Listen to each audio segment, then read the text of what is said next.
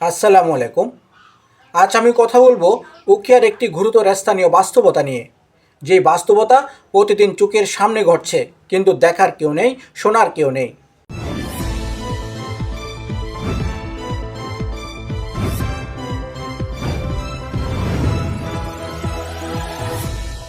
উখিয়াটা একটা মহাসড়কের বালুকালী customs excise ও VAT checkpost.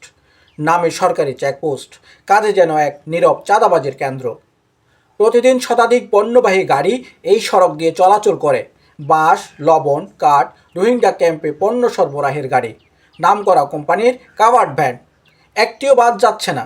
অভিযোগ বলেছে প্রতিটি গাড়ি থেকে 200 থেকে 500 টাকা পর্যন্ত আদায় করা হচ্ছে নগদ টাকা।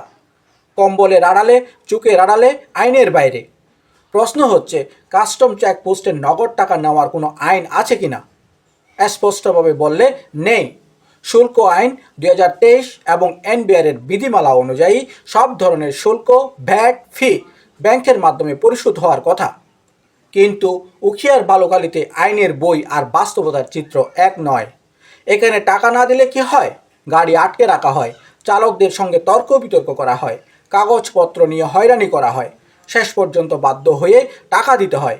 এটা কি স্বেচ্ছায়? না, এটা স্পষ্ট জোর জবরদস্তি। আরও ভয়ঙ্কর অভিযোগ আছে, এই চাঁদাবাজি নাকি একটি সংঘবদ্ধ সিন্ডিকেটের মাধ্যমেই চলে, যার কেন্দ্রবিন্দুতে আছেন চেকপোস্টের দায়িত্বশীল কর্মকর্তারা। নাম এসেছে প্রধান কর্মকর্তা ও সিপাহীর।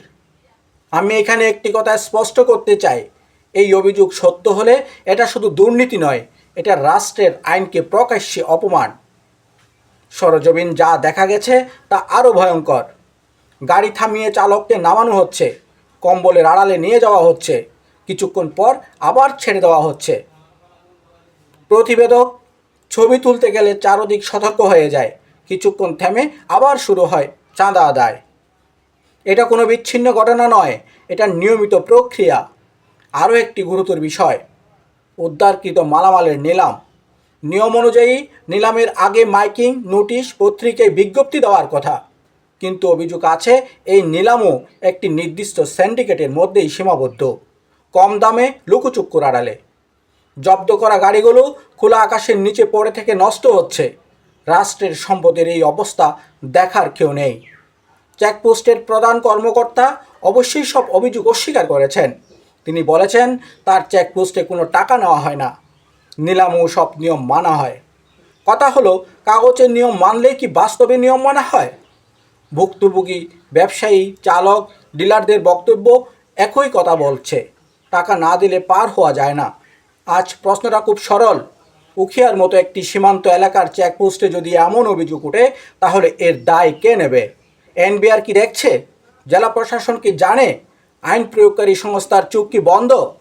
এই চাঁদাবাজির বোঝা শেষ পর্যন্ত কার ঘাড়ে পড়ে? পণ্যের দাম বাড়ে, ভোক্তা ক্ষতিগ্রস্ত হয়, সাধারণ মানুষ ভুগে। এই সম্পাদকীয় কোনো ব্যক্তির বিরুদ্ধে নয়, এই সম্পাদকীয় একটি ব্যবস্থার বিরুদ্ধে।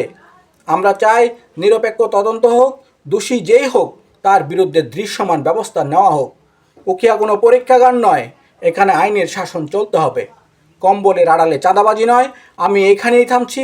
এই বিষয়ে আপনার অভিজ্ঞতা, মতামত থাকলে মন্তব্যে লিখুন, কারণ নীরব থাকলে অন্যায় আরও শক্ত হয়।